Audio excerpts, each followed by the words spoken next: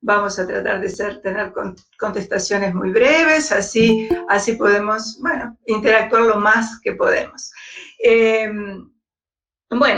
¿Por qué estamos haciendo este webinar? El sábado pasado hicimos acerca de la paraclínica, que es una cosa muy preocupante para todos, porque es finalmente el paso diagnóstico, pero este sábado vamos a tratar sobre el insomnio, porque el insomnio se debe tratar de una forma transdisciplinaria.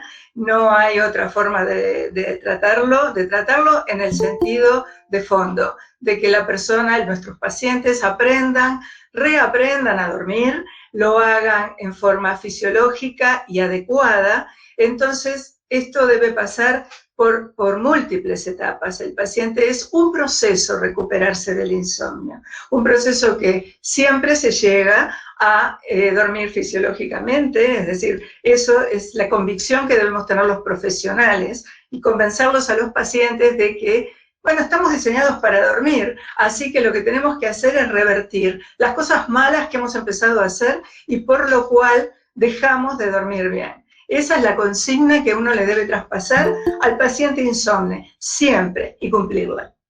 Entonces, vamos a hablar por eso de cómo se debe tratar idealmente al paciente insomne que viene a nosotros por primera vez. Entonces, vamos a hablar de lo que se debe hacer y en general en conjunto de profesionales. Pero vamos a hablar del otro aspecto, que es el real. La realidad es que nosotros, médicos de sueño, recibimos a pacientes insomnes que ya tienen una larga trayectoria por muchos especialistas, cada uno de los cuales les dio fármacos en general, que luego han ido sumando y usando más o menos con la creatividad de los médicos y de los pacientes. Entonces tenemos ese gran problema. Primero debemos liberar al paciente de los fármacos, ver qué queda de su insomnio residual, a ver si queda algo, y tenemos que hacer una terapia, un protocolo de insomnio, cómo se debe, y hablaremos de los fármacos en el uso racional, adecuado, lo más breve posible y lo menos complicado posible, en el sentido de que todos los hipnóticos finalmente están perjudicando la arquitectura del sueño. Es una excelente herramienta para el insomnio agudo, pero no así para el insomnio crónico. Entonces, me gustaría para empezar la charla y que ustedes vayan empezando a volcar las preguntas, primero, agradecerles a los dos invitados, a la licenciada Mirna Frascarelli, que es psicóloga, que es instructora mindfulness y que también tiene mucha experiencia en investigación en fibromialgias, en pacientes con fibromialgias, y al neurólogo de Colombia, Jorge Echeverry, que va a manejar sobre todo los aspectos de la farmacología, del insomnio y de la no farmacología. ¿Qué hacemos con aquellos pacientes que ya vienen muy medicados? Y ¿qué hacemos con ellos? Entonces me parece que, Jorge, sería bueno que empezaras tú definiendo un poco qué es el insomnio, brevemente, pero bueno, esto no es una clase de insomnio, pero para ver en dónde estamos parados cuando hablamos de insomnio agudo, insomnio crónico. Bueno, yo saco mi imagen y vayan poniendo las preguntas, por favor. Jorge, ponte el audio. Bueno, muy buenos días para todos. Muchísimas gracias por la invitación. La primera corrección que le tengo que decir a Maritza es que yo no soy neurólogo, soy médico psiquiatra. Y el insomnio fundamentalmente es una dificultad. Disculpas por confundir tu especialidad. No, porque es que de pronto hieres susceptibilidades y no... No, hay que decir correctamente lo que es. Bueno, disculpas. Entonces, fundamentalmente el insomnio es una dificultad para iniciar o mantener el sueño, pero además debe trascender al día siguiente, o sea, no es solamente en la noche, en la dificultad para iniciar o mantener el sueño, sino que al día siguiente el paciente se debe quejar de alguna molestia, o sea, ya sea dificultades en la concentración, sensación de cansancio, fatiga. Como la tenemos hoy en día, ¿cierto? En la clasificación de trastornos del sueño, el insomnio se divide en insomnio agudo y en insomnio crónico. El insomnio agudo generalmente es menos de 3 semanas, tiene una serie de factores que generalmente son claramente identificables y que es un insomnio también lo que se denomina transitorio, y que a ese le tenemos que poner mucho cuidado porque generalmente si no se trata se va a cronificar. Y el insomnio crónico, que generalmente es un insomnio que se da más de 3 meses, que es el paciente que le llega a uno, que ya ha pasado por todos los medicamentos, que todo el mundo ha ido donde todos los médicos y le ha dado las pepitas o las píldoras o los medicamentos, y que generalmente esos actúan por un breve tiempo, por un muy corto tiempo, y que el paciente viene agobiado, y cuando uno le pregunta qué medicamentos ha tomado, los ha tomado todos, porque es que no se le ha dado un manejo adecuado. Entonces son el insomnio agudo de menos de 3 meses y el insomnio crónico, que es más de 3 meses, que hay varios tipos de insomnio y que es importante también saber de qué tipo es. Adelante. Sí, sí, muy bien. Bueno, fantástico. Fue un resumen especial y realmente muy concentrado. Me gustaría a Mirna bueno, que también nos hables así, nos dé un panorama de cuáles son los enfoques que se usan en la rehabilitación no farmacológica de los trastornos de sueño. Bueno, tú dirás, te manejas con muchas herramientas, así que más o menos... Sí. Hola a todos, bueno, encantada de estar aquí y vayan haciendo todas las preguntas que sean necesarias para aclarar los comentarios que voy haciendo sobre el tema. Las herramientas son muchas. Yo soy psicoterapeuta y me dedico a la modulación psicobiológica y podríamos desplegar muchas herramientas vinculadas, por ejemplo, a la rehabilitación cognitiva, a los procesos emocionales, a todo lo que es alteraciones conductuales que interfieren en la conciliación del sueño, a protocolos que incluyen mindfulness, que es una herramienta para mí óptima para el tratamiento de los trastornos del sueño, porque recompone todo un circuito emocional, cognitivo y conductual que está alterado en los trastornos del sueño y que a través de mindfulness y de los protocolos que usamos se puede restablecer esa calma fisiológica que habilita el buen dormir, ¿verdad? Y a partir un poco de lo que dijo Marisa, a mí me gustaría hacer un comentario sobre los pacientes con insomnio que consultan a los médicos y que tienen dependencias farmacológicas, porque creo que una de las tareas muy importantes que tienen los médicos cuando reciben un paciente en estas condiciones es tratar de desarrollar en el paciente la confianza en la posibilidad de lograr rehabilitar el sueño, porque son pacientes que vienen con una confianza en el fármaco. Y eso se llama, de alguna forma en medicina, nuestro trabajo, tercerizan o desarrollan un locus de control externo, es decir, le dan el poder del dormir o no dormir a la medicación.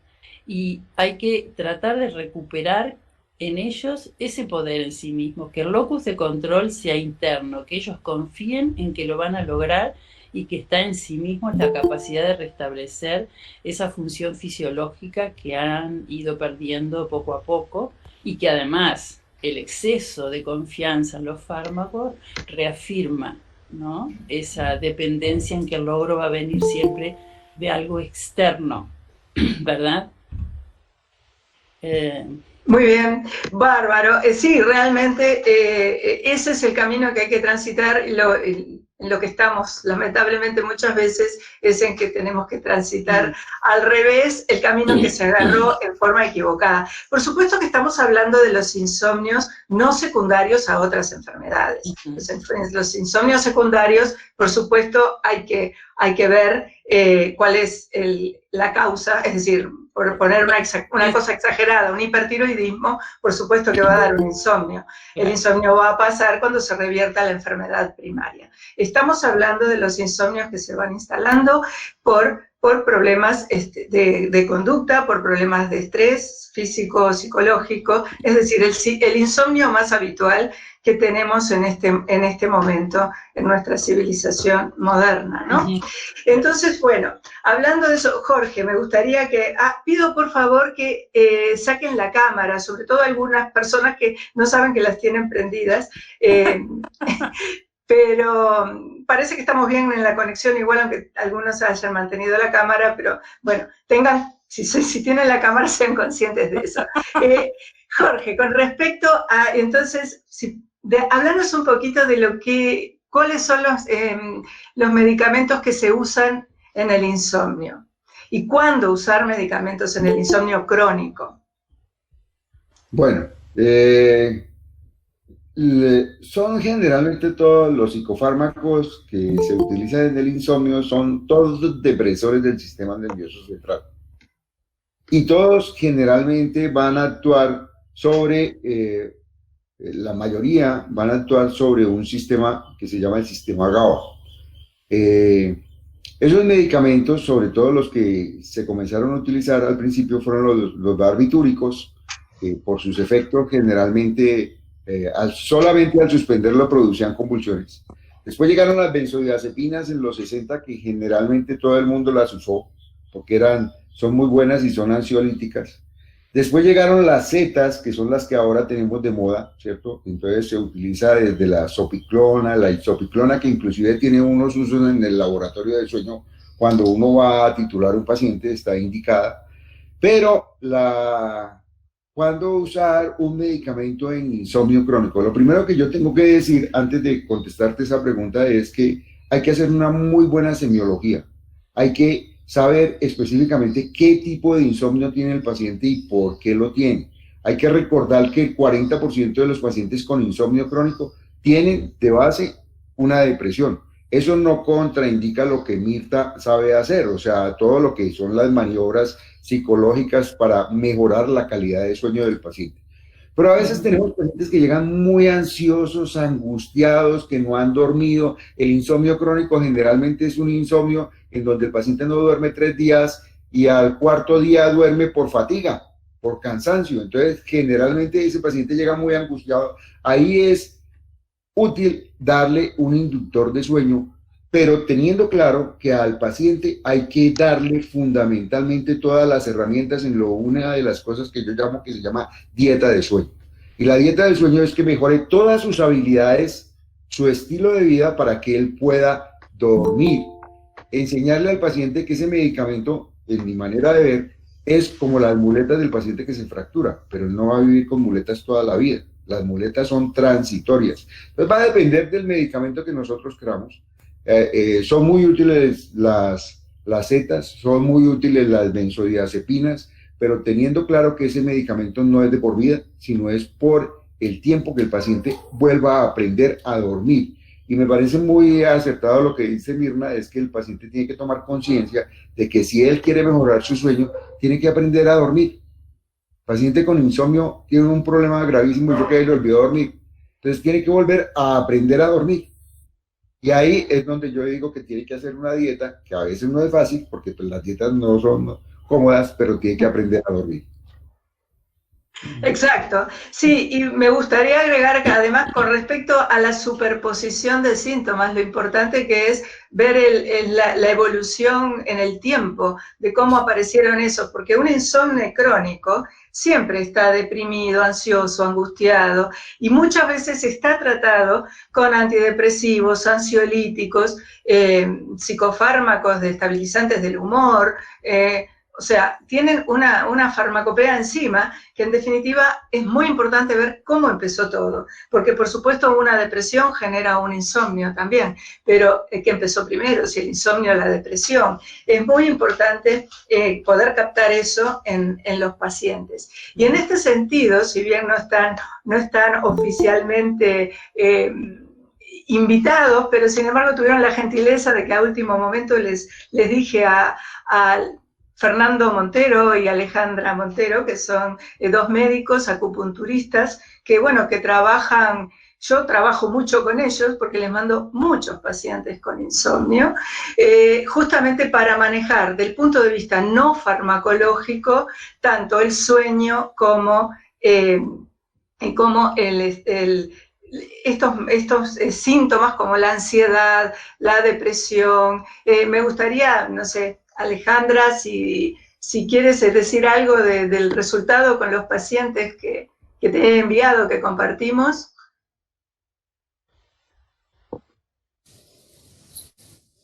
Hola, ¿ahí se escucha bien? Sí, perfecto. Hola Marisa, Muchas hola a gracias, todos. Gracias a ti. Bueno, para comentar una cosa interesante que decía Mirna sobre la dependencia farmacológica del paciente insomne. Una cosa que se logra muy bien con la acupuntura es, más allá de acompañar al paciente en el tratamiento de la ansiedad, en la bajada de la medicación, hay un momento clave del tratamiento en el cual logramos que el paciente logre un buen estado de sedación solamente con las agujas.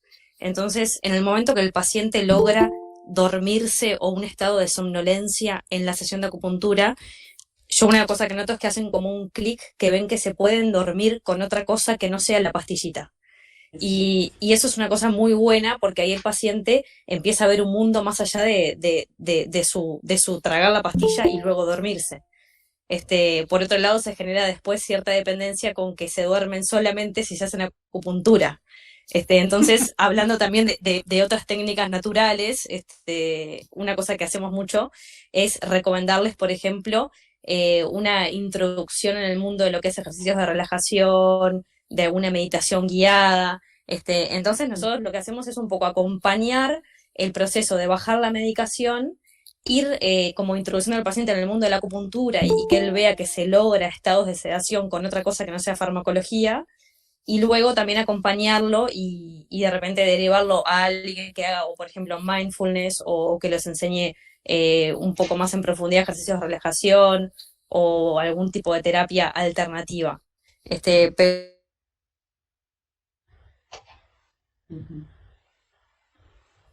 Hoy se cortó tu comunicación, Alejandra. Bueno, pero digo, fundamental los puntos que ha tocado. Sí, por supuesto que todos los que trabajamos, nosotros, el grupo que trabajamos viendo pacientes en el Uruguay, todos sabemos, y es lo que hay que hacer cuando uno pretende ser un grupo de medicina del sueño, que todos transdisciplinario, justamente, que todos influimos en los otros profesionales y discutimos a los pacientes, o sea, no es mando a mi paciente a cualquier acupunturista, por mejor que sea con sus técnicas, que no va a entender qué es lo que nosotros pretendemos, el manejo de qué, o sea, cuando mando a los pacientes a Alejandra o a Fernando, en realidad ya les digo, este paciente tiene este perfil, este problema, y por eso es insomne. Entonces vamos a trabajarlo juntos, y por supuesto ya también los estoy enviando a hacer otro tipo de cosas, como decía perfecto Alejandra también, que es el hacer eventualmente una técnica de relajación física o mental, digamos, porque depende también de la causa primordial que relata el paciente. Volviste, Alejandra. Bueno, perdón, Marisa, que creo que se me cortó. Sí, se te cortó. Por eso estaba redondeando un poco lo de la importancia de la transdisciplinaridad, que vos también lo dijiste. O sea, cada uno de nosotros, cuando aborda a los pacientes, tiene que decirle que esto, hagamos lo que hagamos, que esto no es lo único, que además tienen que hacerle caso al médico si están sacando pautadamente medicación, porque otra cosa que por supuesto el paciente muchas veces intentó sacar medicación y dice, no me saque la pastilla, doctor, porque estoy muchísimo peor. Por supuesto, ningún paciente debe sacar solo su medicación. Eso hay que hacerlo de forma muy pautada, es decir, de eso hablaremos un poquito más adelante también con Jorge, más adelante en esta reunión. Pero, o sea, todo tiene que ser muy guiado, y tampoco los médicos podemos jugar a que somos psicoterapeutas. O sea, tenemos que tener a alguien de confianza que sepa de terapia cognitivo-comportamental, que sepa de técnicas de relajación, con quien poder interactuar y resolver al paciente juntos, así como un psiquiatra, como un neurólogo, así como el otorrino y como... me gustaría, Alejandra, una pregunta más contigo y nada más, no te molesto más, pero no, por favor. también, no, si bien no es el caso, pero digamos, también tienes un fantástico manejo con los pacientes narcolépticos, que muchas veces los narcolépticos tienen una no estructuración del sueño nocturno, a pesar de que tienen los ataques de sueño y esa hipersomnia intensa durante el día, tienen muy mal sueño nocturno. Y ahora se está combinando muchas veces fármacos hipnóticos a los narcolépticos, que a mi entender es una contradicción. Y realmente tú estás manejando con éxito pacientes con narcolepsia, que bueno, con éxito porque los veo en los resultados del paciente. Sí. Están muy conformes, que les cambió la vida la acupuntura también. ¿Cómo te manejas en ese sentido? Bueno, una cosa que noto mucho en los pacientes con narcolepsia es que al tratar con acupuntura intensamente la parte de ansiedad, ellos logran estar más tranquilos en el día y logran un mejor descanso en la noche, más allá de lo que se hace también con los insomnes, de que se les trabaja puntos de sedación durante la sesión. Lo que comentan es eso, que están más tranquilos en el día, no tienen la parte esa de ansiedad, del miedo de que tengan un episodio en algún lado, del miedo de las actividades del día a día, y logran un sueño más profundo en la noche y obviamente mejorando los síntomas del día. Otra cosa importante que iba a comentar cuando se me cortó, una cosa que yo hago mucho con los pacientes, les comento, a ver, la acupuntura funciona estimulando el sistema nervioso parasimpático. Entonces yo les intento explicarle a los pacientes que ellos tienen también sus herramientas para estimular el sistema nervioso parasimpático. Y cuando logran entender que esos estados de relajación de la acupuntura se pueden lograr de otras maneras, ellos se ponen como a buscarlo en su día a día. Entonces, volviendo al tema de relajaciones, meditaciones, el paciente como que logra el destete del fármaco, después hay que hacer como un destete de la acupuntura, pero ellos saben que tienen una herramienta propia para manejar ellos mismos de repente en el momento que están solos en la noche, recurrir a eso. Fantástico, bueno, muchísimas gracias, Alejandra. Sí, tal cual, estamos hablando acá, en definitiva, este webinar lo estamos centrando en que tenemos que trabajar juntos y todos sabiendo lo que hacemos con respecto al sueño, así que me parecen realmente fundamentales estos aportes. Bueno, y seguimos, entonces, Mirna, me gustaría que nos hables un poco de la psicomodulación en especial, que la nombraste así especialmente por arriba, pero que te detengas un poquitito más. Como lo que dijo Jorge, es decir, el trastorno del sueño podríamos pensar que es una sobreactivación del sistema nervioso central, ¿verdad? El sistema simpático se mantiene sobreactivado y interfiriendo, impidiendo como una especie de conexión con el sistema parasimpático o una activación del parasimpático, dicho un poquito paradojalmente, ¿no? Que permita el acceso fisiológico, digamos, natural al buen dormir, ¿no? Entonces, tanto Jorge lo dijo a través de los fármacos, que lo que producen es una depresión del sistema nervioso, o sea, ayudar a que el sistema simpático deje de trabajar o esté tan activo, como también Alejandra dijo eso mismo, ¿no? O sea, coincidimos en esto y por eso es tan importante el trabajo en conjunto, ¿no? En que todos estamos aunando el enfoque, en definitiva, desde diferentes herramientas, pero todos colaborando con una herramienta que va a cumplir con esa función, ¿no? La activación del sistema parasimpático para acceder fisiológicamente a la posibilidad de restablecer el dormir natural en los pacientes. Y la psicomodulación justamente es eso, es otra herramienta que posibilita eso mismo. Digamos, todas estas herramientas con las que yo estoy trabajando permiten una especie de autopercepción consciente de ese proceso. Lo que Alejandra decía, que el paciente se da cuenta que más allá de la pastilla, él mismo tiene esa posibilidad de tener el control, el manejo de sus sistemas, que autoperciba cuándo empieza a activarse y cuándo empieza a sentir el estrés en su cuerpo. La mayoría de los pacientes, por ejemplo, a veces vienen súper contracturados y no se dieron cuenta cómo se fue generando esa contractura. O sea, las personas no son conscientes del nivel de tensión que van acumulando durante el día a través de pequeñas cosas que resultan intolerables o que no toleran por ciertas circunstancias, van haciendo una acumulación gradual de tensión. Y eso sobreactiva el sistema nervioso central. Y al estar sobreactivado durante mucho tiempo del día, después el sistema simpático no logra neutralizar toda esa tensión acumulada y toda esa sobreactivación. Entonces, a través de la autopercepción consciente, de todos esos mecanismos y de la psicoeducación y de protocolos de meditación y todo esto, se va logrando esa psicomodulación. Es decir, el paciente logra tomar conciencia de su capacidad, de que es una herramienta que está en sus manos. Y con respecto a mindfulness, en especial, como con respecto al sueño, el mindfulness, ¿qué experiencia tienes?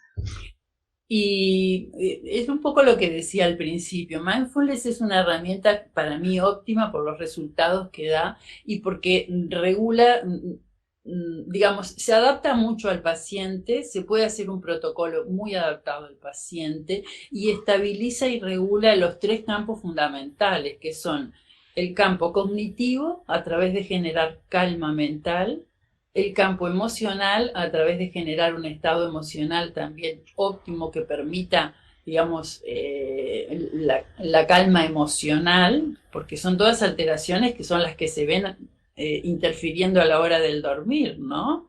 Los procesos mentales, el miedo a no dormir, la preocupación, los procesos emocionales, el recordar situaciones emocionales complejas pasadas o presentes, y las sensaciones corporales que muchas veces también están interfiriendo, ¿no? O problemas, digamos, conductuales. Entonces, mindfulness abarca esos 3 campos, regulándolos y estableciendo una calma de placidez emocional y como la conciencia de cómo regular corporalmente el estado para entrar en este sistema, como decimos, de activación simpática, ¿no? De reducción del estrés que permita una fisiología del dormir natural, ¿no?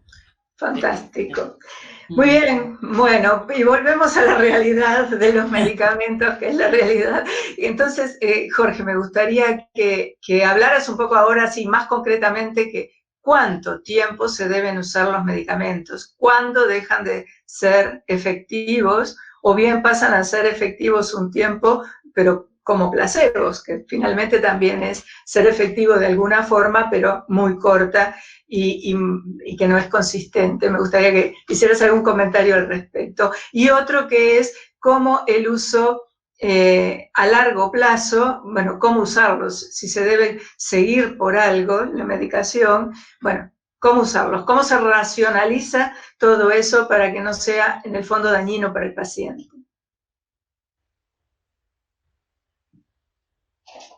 Estás silenciado, Jorge. Escúcheme.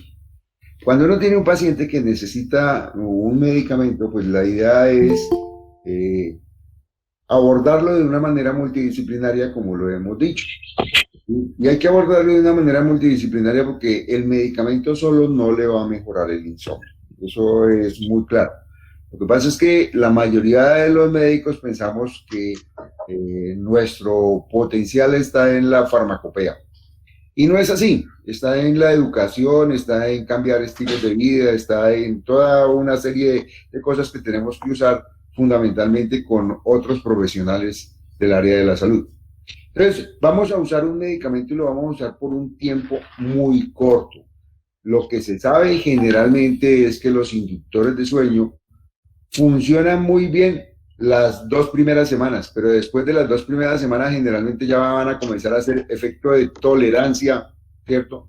Van a comenzar a hacer un efecto de tolerancia y la mayoría de ellos no van a hacer el efecto fundamentalmente que esperamos después de 2 semanas. Entonces, en ese periodo de tiempo lo que tenemos que enseñarle al paciente es a que aprenda a dormir, llámelo como quiera, llámelo dieta de sueño, llámelo mindfulness, llámelo terapia cognitivo-conductual, llámelo hábitos de sueño, pero en ese momento tenemos 2 semanas para que el paciente baje su ansiedad y se pueda de una o de otra manera ya meter dentro de todo este cuento. Entonces, lo que yo llamo es, al paciente le damos las muletas, pero le damos también otra serie de cosas para quitarle las muletas lo más pronto posible y que el paciente comienza a aprender que él puede dormir por él mismo. En los pacientes, a veces hay pacientes y hay metaanálisis muy importantes en donde se muestra cómo se ha usado fundamentalmente los medicamentos a largo plazo. De hecho, gran parte de los medicamentos que usamos, llámese benzodiazepina, llámese inclusive anticonvulsivantes, porque estamos utilizando pregabalina también para el uso para el manejo del insomnio. Inclusive se dice que la pregabalina es la que menos desestructura la arquitectura del sueño. También nos dijeron que las setas no producían efectos y ahorita lo que estamos viendo es que, perdón, no trabajo para nadie, no trabajo para ningún laboratorio, pero lo cierto es que el Zolpidem en nuestro país es regulado y es un medicamento controlado porque también produce dependencia, es que le pega al GABA. Entonces, ¿qué hay que hacer? Si yo voy a tener que usar un medicamento por largo tiempo, lo voy a usar en la dosis mínima que el paciente la necesite y para no crear todos esos déficits cognitivos y todas esas alteraciones que producen todos nuestros medicamentos, que dentro de ellos fundamentalmente lo que está ocurriendo es que producen alteraciones de memoria a corto y a largo plazo. Entonces lo que tengo que hacer es usarlos de manera interdiaria. Enseñar al paciente que puedo usar la benzodiazepina de una manera interdiaria, ¿cierto?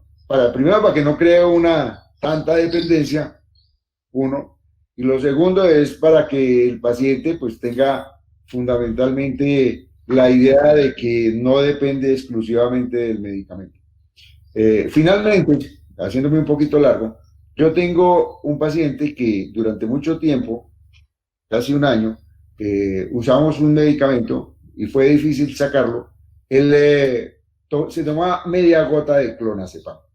Y ustedes dirán que los únicos que utilizaban las medias gotas eran los que utilizaban los odontólogos cuando hacían media gota de amalgama, ¿cierto? Entonces, este paciente de una manera muy ingeniosa lo que hacía era que tomaba un vaso de agua, echaba una gota, después dividía el vaso de agua y se tomaba medio vaso y hacía que se tomaba media gota. Pues por supuesto que eso era placebo, no más que placebo, ¿cierto? Pero le funcionaba, o sea, y al cabo de un año pudimos destetarlo de la media gota de clonazepam y en este momento duerme sin ningún problema, ¿cierto? Por supuesto que tuvo que ir a terapia cognitivo-conductual y hacer toda una serie de cosas, pero todos los pacientes no son iguales, ¿cierto? Hay pacientes que les va a caer muy bien la medicina tradicional china, hay otros pacientes que les va a servir muy bien la homeopatía, porque todos los seres humanos somos diferentes. Uno como médico lo que tiene que buscar es qué le sirve al paciente y tener la mente abierta, por supuesto. Para eso hay que tener un equipo multidisciplinario que nos ayude en todo este proceso. Sí, tal cual, el protocolo para el insomnio es uno para cada paciente. No hay más remedio, por eso todos los médicos de sueño estamos de acuerdo que nuestra primera consulta con un paciente insomne no es nunca menos de 1 hora. O sea, no se puede pensar, ningún ambiente hospitalario mutual puede aspirar a que veamos pacientes de trastornos de sueño 3 por hora o 4 por hora. No, imposible. Es uno de los grandes problemas que tenemos los médicos de sueño. Bueno, a ver, María del Carmen hace una pregunta. Buenos días, actualmente existen muchas sesiones de mindfulness en Internet. ¿Cuál sería lo recomendado de manera general en pacientes que van a iniciar esta terapia? Tu pregunta va dirigida ¿a qué te refieres? ¿Cuál sería lo recomendado? ¿Qué es lo que tú estás en realidad preguntando? Si lo quieres aclararlo. Aclarar un poquitito qué quiere decir cuál, ¿no? Si cuál de los que hay en Internet o ¿a qué te referís con la pregunta? ¿La está escribiendo? No sé, a ver. No. De todas maneras, lo que pienso es, o sea, hay muchas, creo que lo que yo he visto y manejado, porque muchos pacientes me preguntan esto, en Internet lo que se maneja es sobre todo las primeras etapas, que son las de relajación meramente, de mindfulness, claro. No la meditación en sí, no el claro, avance. Hay que tener en cuenta, digamos, mindfulness en este momento es una herramienta bastante generalizada, ¿no? Y como decíamos, uno de los primeros elementos es la calma que genera estar en un proceso de meditación, ¿no? Que no es lo mismo mindfulness que relajación, son dos cosas totalmente diferentes. Mindfulness no, digamos, como objetivo principal no tiene la relajación, sino la atención consciente de los procesos fisiológicos, cognitivos y emocionales para regularlos. O sea, son dos cosas diferentes y es bueno que conozcamos la diferencia de las dos cosas, ¿no? Pero también hay que tener en cuenta que, como decía Jorge y Marisa, cada paciente es un mundo y también para cada paciente hay un modelo de mindfulness personalizado que hay que desarrollar y trabajar. Porque mindfulness trabaja con varias herramientas, trabaja con imágenes, con procesos auditivos, con procesos sensoriales, y muchas veces un mismo modelo o protocolo no resulta tan efectivo según la tendencia que tenga ese paciente, ¿no? Hay pacientes que, por ejemplo, les cuesta muchísimo trabajar con imágenes, pero sí les resulta muy fácil desarrollar técnicas mindfulness basadas en las palabras, ¿no? Y otros basados en las sensaciones corporales. Es decir, cada paciente tiene como una vía regia, podríamos decir, para alcanzar el objetivo de restablecer su regulación fisiológica a través de mindfulness. Por eso la pregunta de María del Carmen, no sé muy bien a qué se refería con cuál, ¿no? Hay una modalidad que es genérica, ¿no? Pero también es muy importante reconocer las características del paciente, las tendencias que el paciente tiene y cuáles son las formas de desarrollar los protocolos mindfulness que se ajustan a esa persona, ¿no? Y a las dificultades de esa persona. Porque, como ustedes bien dicen, el paciente que viene con trastornos para dormir viene en realidad...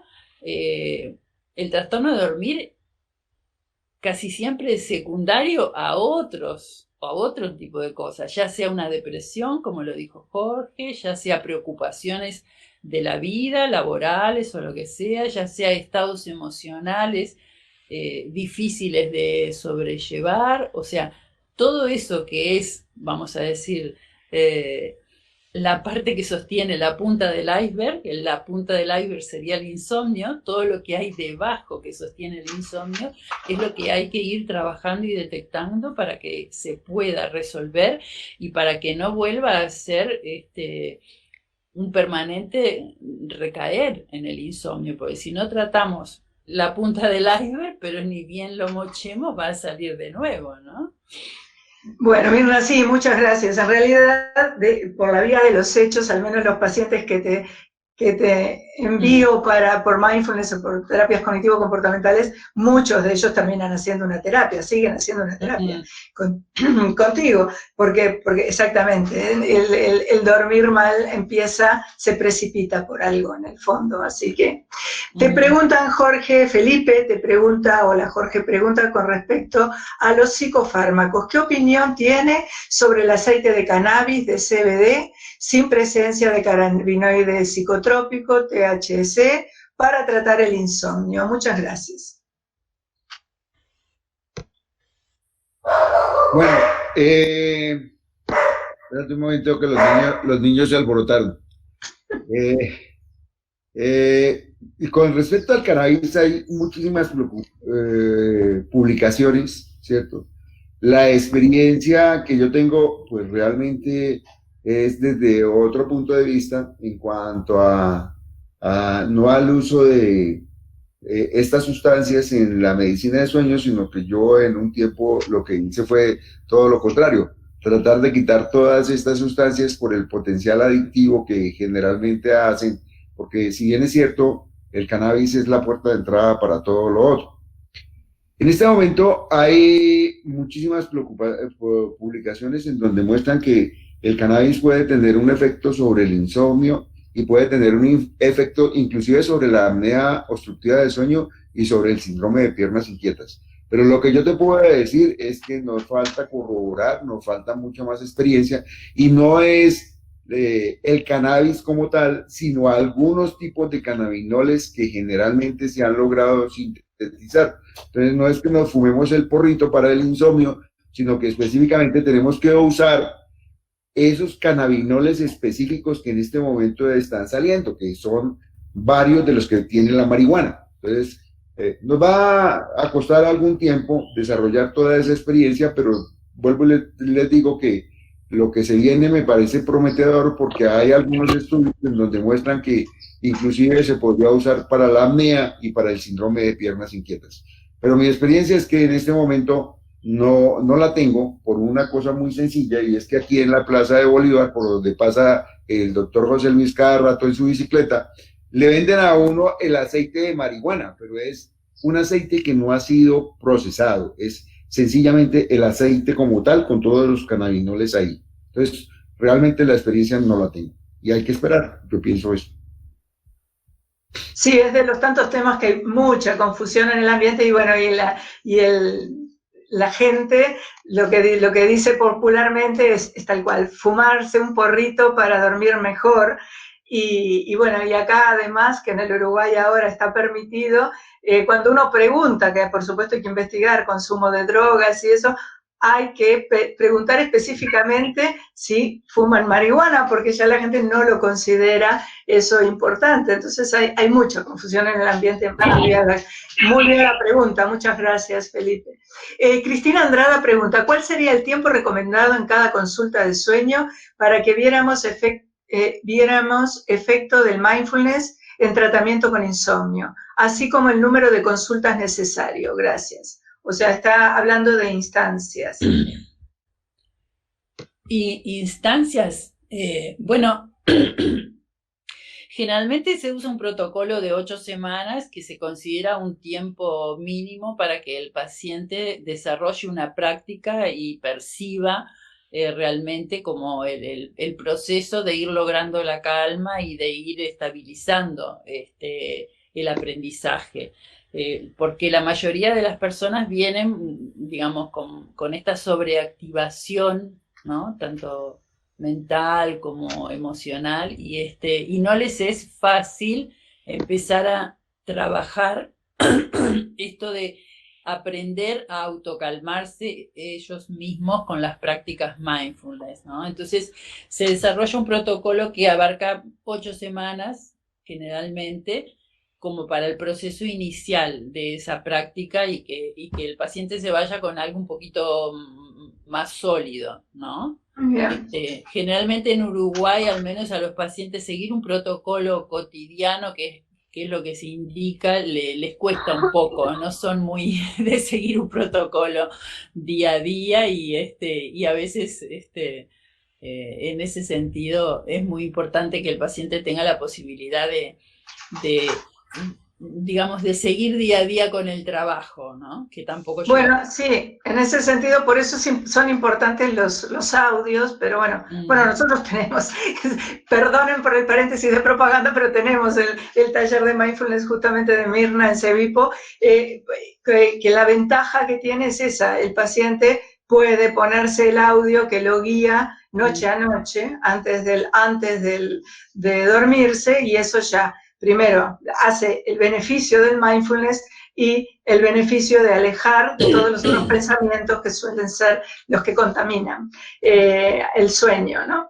Héctor Rojas pregunta, si bien el tratamiento del insomnio primario crónico no asociado a otras enfermedades médicas o psiquiátricas se comienza con benzodiazepínicos de vida media corta, ¿cuál es la experiencia si lo usan con el Ramelton, agonista receptor de melatonina? Buenos días, muchas gracias. Pero, a ver, Héctor, después hace otro comentario aclarando que lo planteo cuando es necesario usar medicamentos, dando por hecho que no es el pilar del tratamiento.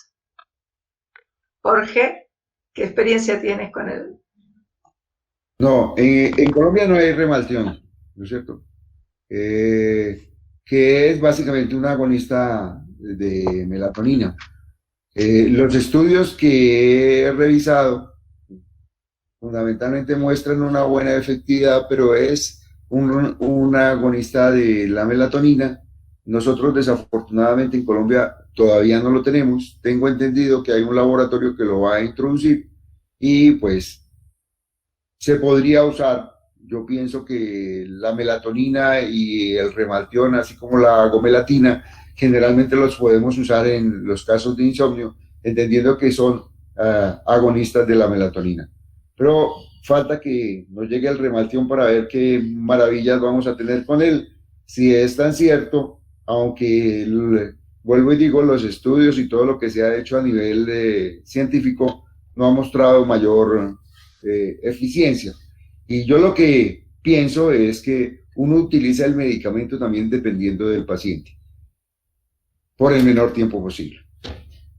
Yo, sí, en Uruguay tampoco hay mucha experiencia, yo no lo uso en especial porque uso mucho la melatonina, en realidad no solo como cronobiótico, sino que, digamos, a los pacientes después de los 50 años les digo que la melatonina sí y para siempre, por citoprotector, por neuroprotector, es decir, por todas las ventajas que tiene la melatonina, además de como cronobiótico, siempre además bajándole las expectativas, explicándole que la melatonina no es un psicofármaco, que es la hormona directora de orquesta. Eso es muy importante para que el paciente lo entienda, porque el paciente se decepciona con la melatonina y la deja. No, esto no me sirve para nada, no me hace dormir. No, no lo estamos indicando para que le haga dormir, lo estamos indicando para que refuerce sus relojes internos. O sea, esa explicación se le debe dar al paciente para que no abandone la melatonina. Y en principio, y la gomelatina tiene muchos problemas, o sea, si bien es antidepresivo y digamos, por la historia de los propios pacientes a los que se lo han medicado, es de bastante, creo que hay, como decía Jorge, mucho para hacer todavía con respecto a esto. Claro, César, un comentario ahí. El doctor Cardinali tiene algunos artículos sobre el uso de la melatonina en COVID, ¿no? Y es bien interesante mirar el blog de él porque él da toda una argumentación de cómo podríamos utilizar la melatonina como protector para el virus que tenemos ahorita. sí, tal cual. Hay trabajos excelentes y ya hay además ensayos clínicos publicados con la melatonina reforzando la inmunidad y controlando adecuadamente la inmunidad. Bueno, pasamos a la pregunta de César. Buenos días, una pregunta. ¿Cómo elaborar un adecuado diario de sueño sin generar preocupación en el paciente para diligenciarlo? Muchas gracias. ¿Quién habla de eso? Jorge, Mirna. Bueno, si quieres yo te cuento algo de la experiencia con el diario de sueño. Hay muchos diarios de sueño. Muchísimos diarios de sueño. También nos quedan 10 minutos, vamos a ser breves y podemos contestar. También está la actigrafía. El diario de sueño debe ser muy sencillo y explicarle al paciente que lo debe llenar de memoria, o sea, que no necesariamente tiene que mirar el reloj porque si no se va a angustiar. Es una manera de mostrarle al paciente cuáles son sus hábitos y sobre qué cosas tenemos que incidir para cambiar esos malos hábitos que tiene. Eso es lo único que yo tengo. Pero hay muchos diarios de sueño, los hay electrónicos, digitales. Si el paciente es muy obsesivo, entonces te lo llena perfectamente. Y ahí vamos conociendo como los rasgos de personalidad del paciente. Sí, los pacientes suelen ser muy creativos. Yo uso uno muy básico de 30 días y bueno, las 24 horas y les digo que señalen cuándo se acostaron, cuándo se dispusieron realmente a dormir. Pero sobre todo lo que les digo es, papelito, yo digo, papelito y lápiz en la mesita de luz, y en la mañana llenan la noche anterior, para que no van a estar escribiendo el diario mientras están insomnes a las 2 de la mañana, eso sería contraproducente. Pero, y bueno, y otros sí hacen unos Excel impresionantes, llenos de datos, pero bueno, eso es a gusto del paciente. Pero es fundamental para ver la evolución del paciente y para que el paciente cobre conciencia de cuál es su estado, porque a veces dramatizan su situación, uno puede decir, no, pero no está mal, cómo está durmiendo, no está tan mal, y a veces minimizan, y uno ve que está mucho peor de lo que a uno le cuentan. Mirna. Sí, yo generalmente incluyo algún otro componente justamente para ver lo que decía, qué es lo que hay de fondo en el trastorno del sueño, que es que intenten poner una línea, sí, lo mínimo para no sobreactivar más el momento, ¿no? del despertar, que es acerca de cuáles son, digamos, los pensamientos, sensaciones y emociones en el momento en que tienen dificultad para conciliar el sueño o que se despiertan en la noche, ¿no? Como que recuerden eso como para poder tenerlo presente, qué es lo que está generando esa sobreactivación, ¿no? Pero sí, coincido plenamente con usted, contigo, Marisa, en el que ajustarse a cada paciente y que hay que cuidar de que los pacientes obsesivos no transformen esto en un deber y sea contraproducente, ¿no? Tal cual. Bueno, otra pregunta de yo soy odontóloga y me gustaría saber si tiene algún registro que luego de mejorar el trastorno del sueño y dejar los fármacos, ya que muchos aumentan el bruxismo, baja esta actividad de apretamiento o frotamiento dental. Jorge, Mirna. Sí, algunos pacientes se les aumenta el bruxismo, pero no tenemos un registro como tal porque generalmente no hacemos estudios específicamente para eso, ¿cierto? Es más del campo de los odontólogos. Algunos medicamentos aumentan el bruxismo, pero también tienen que recordar que hay medicamentos que se utilizan, sobre todo los agonistas dopamina, que son los que se utilizan en el Parkinson, se utilizan para el manejo del bruxismo. Sin embargo, cuando el bruxismo puede tener varias causas, ¿cierto? No solamente el bruxismo idiopático, la ansiedad, sino puede tener otras causas como son problemas en la articulación temporomandibular, y ahí es donde el odontólogo nos tiene que acompañar no solamente en los dispositivos de avance mandibular, sino también en el manejo del bruxismo en nuestros pacientes con problemas de sueño.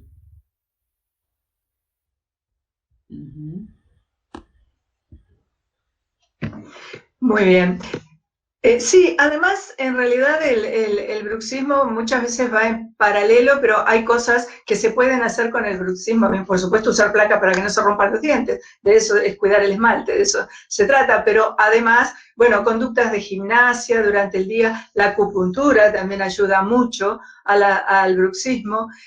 Bueno, hay otras técnicas que el paciente debe manejar y, bueno, desde cosas muy sencillas como decirle jamás masticar chicle, que ese músculo aprenda que solo debe apretarse cuando para comer exclusivamente, y hacer las gimnasias de relajación todas las veces que se pueda, es decir, cuando se está solo, tratar de estar con la boca abierta. O sea, hay un montón de cosas que uno le puede decir al paciente que bruxa que le va a ayudar mucho acompañar un buen sueño, que no tenga cefaleas. Hay gente que bruxa tanto que en realidad no solo con eso, más la contractura nucal, terminan teniendo unas cefaleas en la mañana muy importantes.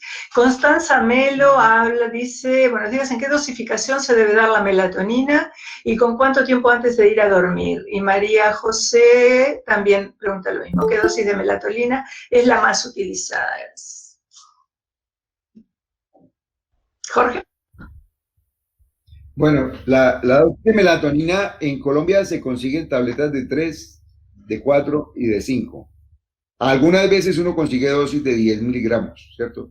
El doctor Cardinali dice que uno le puede dar dosis de 20 miligramos sin ningún problema al paciente. La idea es que nosotros comencemos con una dosis baja, ¿sí? Viendo la tolerancia del paciente. Entonces, generalmente nosotros comenzamos con 3 miligramos media hora antes de que el paciente, media o una hora antes de que el paciente se vaya a dormir, porque acuérdese que la melatonina tiene el pico en las horas de la noche antes de que el paciente se vaya a dormir. Acuérdese que la melatonina es la hormona de la oscuridad. Entonces la idea es que ella nos dice, como le decía el topollillo a Braulito, claro que muchos de ustedes son jóvenes y no conocieron ni a Braulito ni al topollillo, pero le dice al cuerpo, a la camita. Entonces ahí es donde nosotros vamos a usar. Tengo pacientes que se toman 3 tabletas de 3 miligramos, otros se toman 2 tabletas de 10, pero va a depender mucho del paciente y de buscar la dosis específica porque cada ser humano es diferente. Bueno, muy bien, nos quedan 2 minutos y bueno, hay algunas preguntas quedaron ahí como a ver, Alejandra, ¿cuál es la dosis máxima de melatonina? Bueno, en realidad como cronobiótico 3-5 miligramos es totalmente adecuado. Yo en general, pero por una cuestión empírica más que nada, y bueno, y viendo como neuroprotector, todos los trabajos que argumentan las bondades que tiene la melatonina para frenar el proceso del Alzheimer, frenar un poco la sintomatología y el deterioro, que se manejan con 10 miligramos, en general después de los 50 años, indico 10 miligramos. Y es lo que tomo yo personalmente, 10 miligramos, porque es lo que me preguntan siempre los pacientes, si usted cuánto toma, doctora, yo tomo todas las noches y 10 miligramos. Pero bueno, la melatonina es como que no tiene techo, no tiene dosis letal 50, es decir, como citoprotector acompañando los quimioterápicos, se dan a 300 miligramos por día. O sea que, pero como cronobiótico, 3-5 miligramos. Y preguntan, bueno, el insomnio y roncopatía, bueno, eso es todo un tema que ya no nos da para esto, pero bueno, estas podemos seguir en el ámbito de los webinars, podemos seguir en el ámbito de CEVIPO, miren la página, justamente de apneas, estamos por lanzar un curso del doctor Jorge Rey de Castro, profesor de Perú, que es experto en apneas y está finalizando un curso que vamos a poner a disposición en breves días. Y bueno, péguense una vueltita por CEVIPO y podremos seguir charlando en ese ámbito, intercambiar, y de pronto les interesa alguno de los cursos. Está Cardinali con todos los aspectos de las bondades de la melatonina. Y bueno, vamos a seguir con estos webinars porque aparentemente, bueno, tenemos una linda convocatoria, nos encanta reunirnos con ustedes, reencontrar a los amigos y generar nuevos amigos. Así que muchísimas gracias a todos por haber participado y esperemos que esto se repita y un reencuentro rápido. Bueno. Sí, lo mismo digo. Cuídense, síganse cuidando, vamos a salir de esta y mientras tanto nos seguimos comunicando online. Bueno, un abrazo a todos. Chao. Mil gracias, muy amable. Hasta luego. Chao. Saludos. A ustedes. Chao, feliz. Chao, Rito. Pero, muchas gracias. Gracias.